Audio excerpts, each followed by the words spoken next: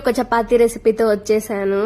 ఈసారి మనం చపాతీతో కర్రీ కాదు, ఒక స్వీట్ రెసిపీ లాగా ట్రై చేస్తున్నాను.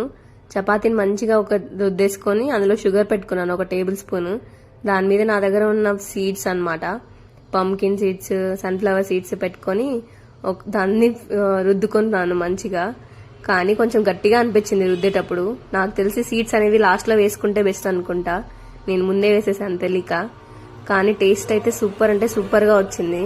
దాన్ని మంచిగా రుద్దుకొని పెనంలో 2 సైడ్లు దాన్ని కాల్చుకున్నాను. చూసారా ఎంత మంచిగా రౌండ్ రౌండ్ గా కనిపిస్తుందో.